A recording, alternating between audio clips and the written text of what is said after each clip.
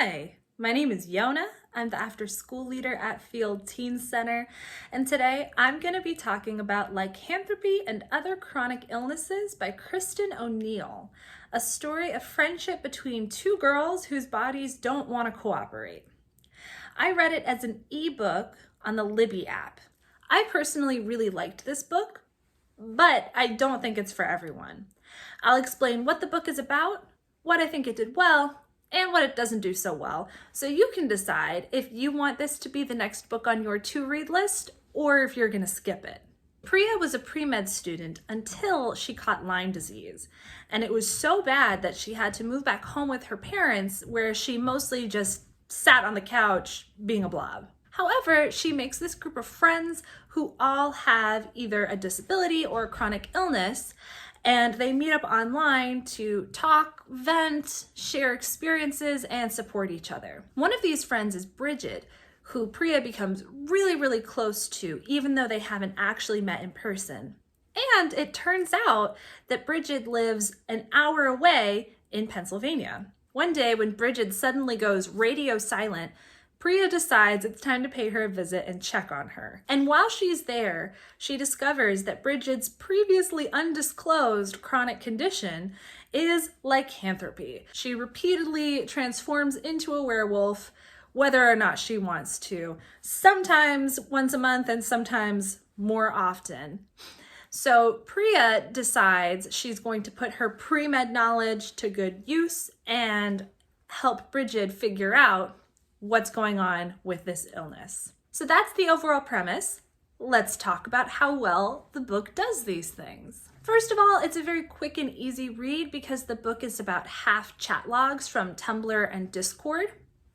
If you're used to using these apps, it's fun. I think that the dialogue reads really naturally. It sounds realistic. But if you're not as familiar with these platforms, it might be kind of tricky to keep up with, or it might not be that interesting. There were a couple places in the ebook where I had trouble figuring out who was talking. I eventually figured it out, but the formatting wasn't super great. I'm not sure how the print edition of the book compares. I also really enjoyed the way the characters talk about chronic illness. Through this group, we get to see some examples of really great ways to support friends who are having a hard time, the kinds of language that you can use, and just ways to show up and be there for somebody, even if you can't be there in person, because this group is made up of teens and young adults who live in various parts of the United States and other countries. And in Priya, we also get some examples of what not to do. We watch her really invade Bridget's privacy and sort of objectify her, turn her into this project, and we get to see how Bridget reacts to that, which is not very well. There's also an extended conversation about how medical health and mental health can intertwine. At some parts of the story, I thought this was a little preachy, but it's really important, and I thought that all the nuances were there, and it's really nice to see, because these issues don't get talked about very often, especially in young adult literature. I think it's pretty clear from the story that the author is writing from some of her own experiences with chronic illnesses, and it's really great to see this in a book aimed at young adults. Where I think it really misses the mark is the representation of Priya as an Indian American, and specifically Tamil. Goodreads is full of criticism from the Tamil community, who felt like Priya was really inauthentic at best and racist and offensive at worst. I obviously don't have very deep knowledge of what it means to be Indian American or Tamil, so I can't weigh in on all of the nuances, but I can say it was very important to the plot that Priya was pre-med. It was not very important to the plot that she had to be Indian American, and it raises the question, why did you make the pre-med girl have to be Indian?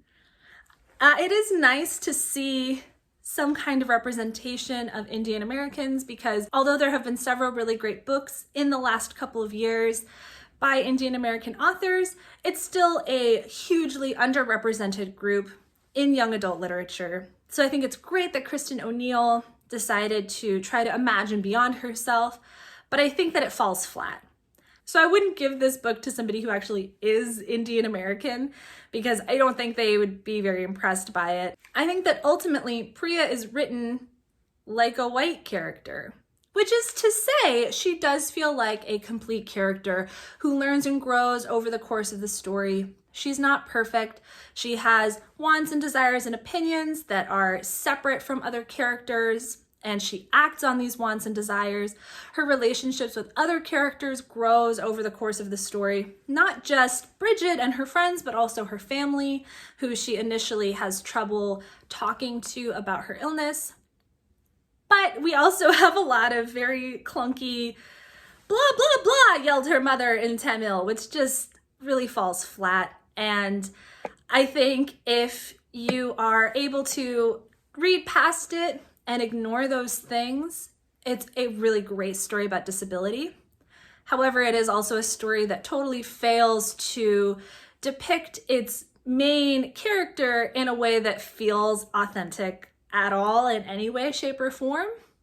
So for those reasons, I don't think this story is for everyone, even though I wish it were. If you're going to read this book, please also read a novel by an Indian American author, support them, and give yourself a more nuanced view of what Southeast Asian characters can look like as written by people writing from their own experiences. I'm just going to list a few recent examples of contemporary fiction from Indian American writers.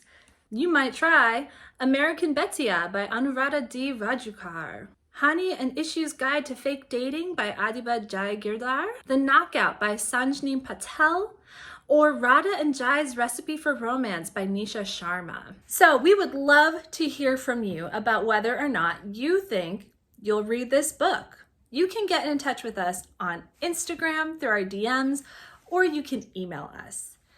Thank you so much for watching and have a great day.